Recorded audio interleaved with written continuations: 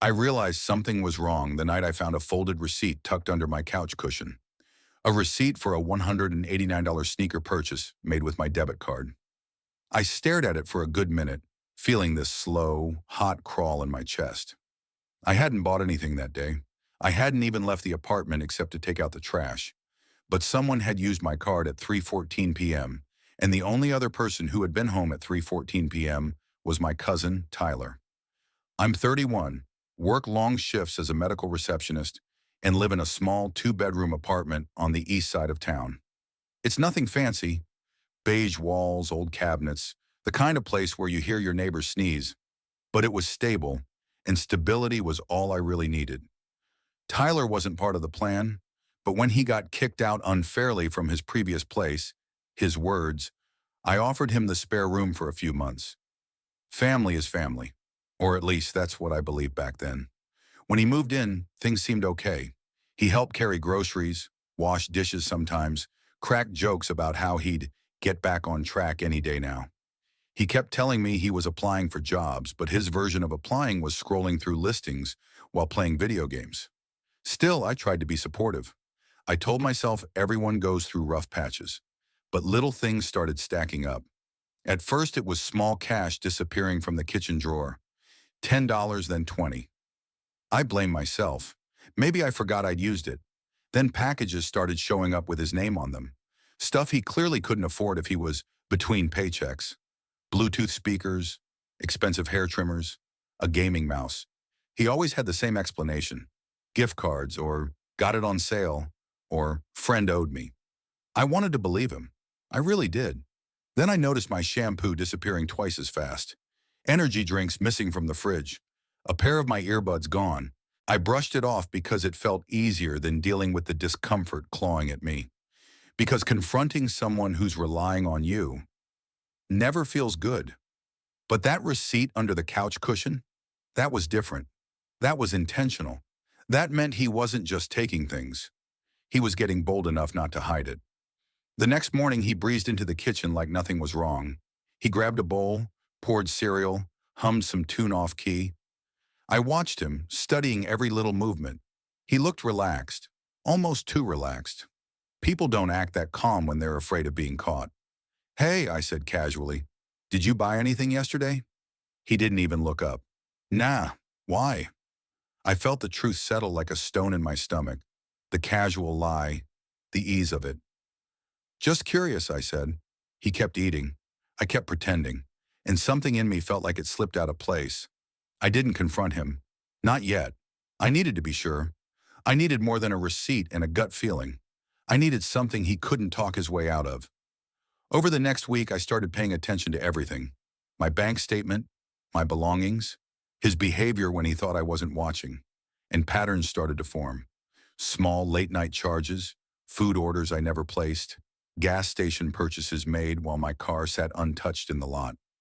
The kicker came when I checked my card history during a lunch break and saw a $42 charge at a convenience store right next to his friend's apartment, a place I never go. I didn't feel angry at first. I felt stupid. Stupid for trusting him. Stupid for not noticing sooner. Stupid for letting someone walk into my home and slowly chip away at my peace. That night, I sat on the edge of my bed staring at the wall, feeling this cold clarity settle over me. I was done guessing. I was done hoping he'd magically grow a conscience. I needed undeniable proof, and once I had it, I wasn't going to let him lie, manipulate, or guilt trip his way out of it. For the first time since he moved in, I locked my bedroom door before going to sleep, and in the quiet of that small, dim room, I made a decision. I wasn't letting this slide, not one more time.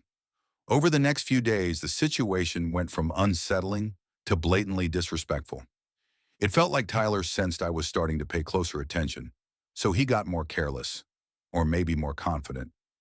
Either way, the mask was slipping. On Wednesday morning, I found my wallet sitting open on the kitchen counter, not dropped, not misplaced, just open, like someone rummaged through it and didn't care enough to hide the evidence. All my cards were there, but shuffled, slightly bent, not how I keep them. I stood over it for a long moment, feeling this slow, heated pulse build in my neck. Tyler wandered out of his room a few minutes later, stretching like a lazy cat and complaining about how he barely slept. He didn't look tired. He looked satisfied. I asked him casually, "Did you see my wallet out here earlier?" He barely blinked. "Nope." Just another lie tossed out so easily it made my stomach turn. That night, I put all my cards in my bedroom and took photos of their positions. Tiny details only I would notice. It wasn't about the money anymore. It was about having my space violated, about how comfortable he'd become taking advantage of me, how he acted like I should just live with it because we were family. The next day, the bank called while I was at work. A $279 gaming headset purchase had been declined. I didn't even own a gaming console. I stepped outside the clinic, leaning against the brick wall, holding my phone so tightly my hand hurt. I asked for the timestamp. 1:36 p.m. Tyler was home alone at 1:36 p.m. I hadn't even taken my lunch break. When I got back inside, my coworker asked why I looked pale. I forced a smile, but my jaw felt wired tight. Something inside me had snapped, quietly but completely. That evening, I walked into the apartment and immediately noticed the shift. Tyler was in one of his moods. Overly friendly, overly chatty, making jokes that didn't land. People like him get talkative when they're covering something up. It's their way of preloading the room with noise so you won't hear the truth. He asked what I wanted for dinner. I told him I wasn't hungry. He asked about work. I gave one-word answers.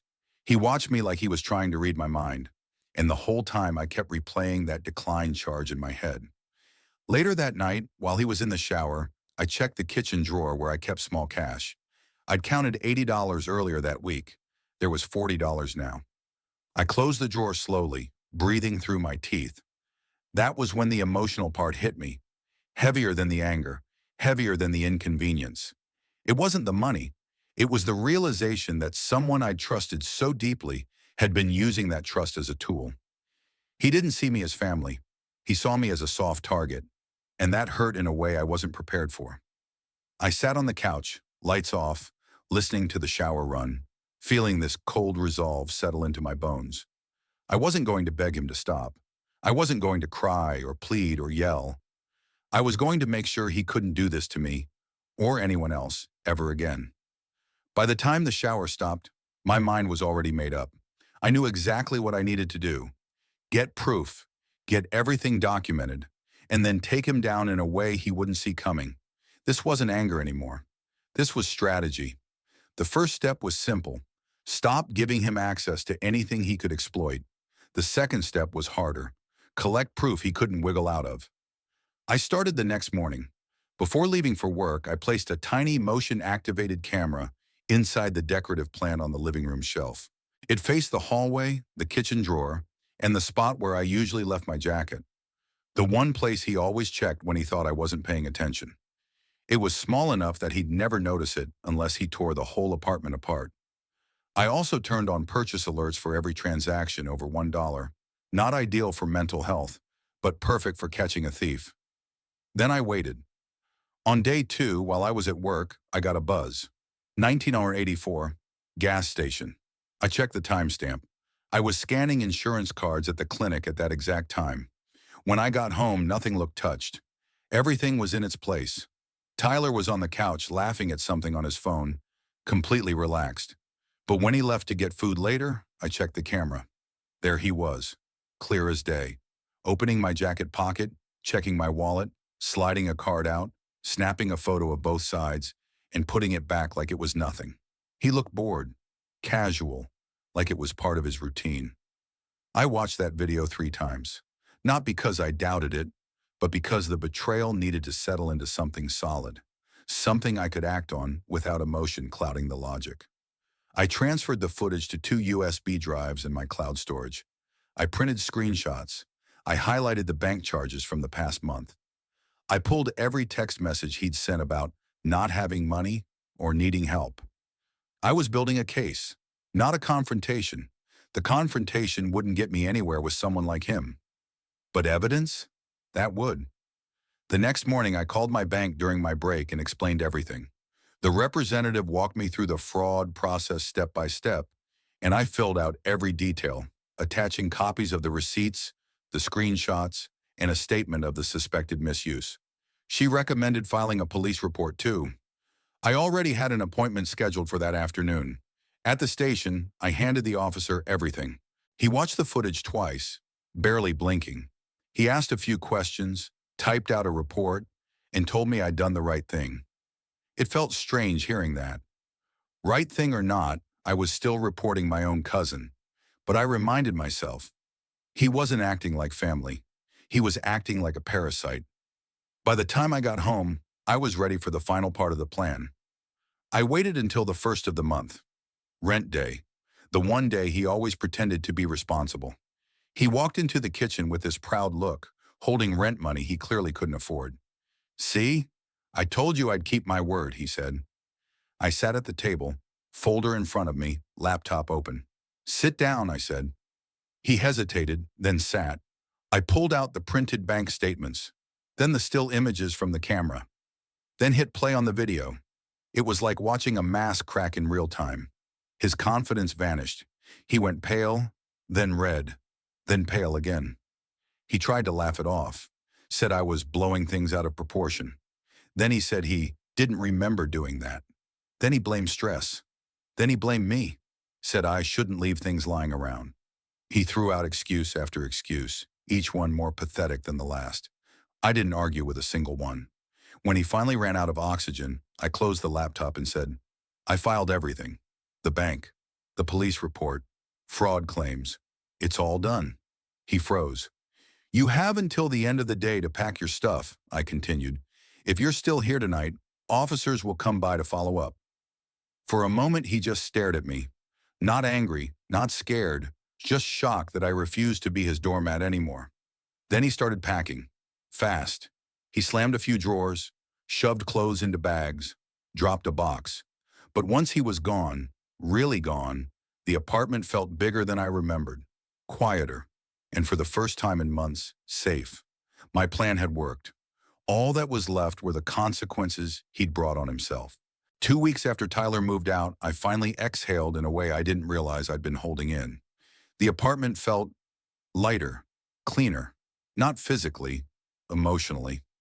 My things stayed where I left them. My wallet didn't feel like a liability. My bank app didn't make my stomach drop every time I opened it. Silence didn't feel threatening anymore. Then the real aftermath began. The detective assigned to the case called to let me know they had officially spoken to Tyler. They'd matched the timestamps, video footage, and bank records. It wasn't a dramatic arrest scene or anything cinematic, just a quiet, formal conversation where he couldn't lie his way out of anything. The officer said Tyler tried to backpedal at first, claimed it was a misunderstanding, and that he meant to pay me back. But the paper trail didn't bend in his favor. Bank fraud cases take time, but mine was airtight. The bank reversed every unauthorized charge within 2 weeks. The officer said the report would stay on file if more victims ever came forward. And honestly, I wouldn't be surprised if they did. Word spread through the family faster than I expected. At first, Tyler tried to get ahead of it, calling relatives and saying I overreacted or that I set him up. But I stayed quiet. I didn't defend myself. I didn't explain. I didn't push back. When someone's been lying their whole life, silence is the one thing they can't twist. And when the truth finally reached the family, the real truth, everything flipped. A couple of aunts apologized to me privately, saying they'd suspected Tyler had been stealing from them too. My mom said she was proud of me for standing up for myself, though I could hear the mix of sadness and relief behind her voice. But the biggest shift happened inside me. I realized how long I'd been shrinking myself to keep the peace. How often I'd given people the benefit of the doubt, even when they didn't deserve a single inch of trust. How many times I'd ignored my own discomfort because I didn't want to hurt someone else's feelings. Letting him stay had felt like the right thing, but letting him leave and holding him accountable was the healthy thing. A month after everything settled, I cleaned out his old room. It didn't take long. He'd left behind a broken charger, a few empty energy drink cans, and a pile of crumpled receipts he probably meant to throw out. But tucked under the mattress was the final reminder of who he really was. A small envelope with cash inside and a note that said, "I owe you." It wasn't enough to cover what he stole, not even close, but I kept it anyway. Not as nostalgia, but as a lesson. He owed me peace, trust, security, nights of sleep, and weeks of anxiety he put me through. Money was just the surface damage. The real cost was deeper, but the real payback wasn't the police report or the reverse charges or watching him scramble to find a new place to stay. The real revenge was the fact that he lost access to me, to my home, to my help, to my stability, to the version of myself that would have forgiven him 100 times before finally breaking. He lost the last person who still believed he could change. As for me, I'm better now. Calmer, more cautious but not paranoid, more confident but not hardened. My apartment feels like mine again. My life feels steady again. And if there's one thing I learned from all of this, it's simple. Family doesn't give you the right to cross someone's boundaries. Trust is not a free pass. And sometimes the strongest revenge is finally choosing yourself.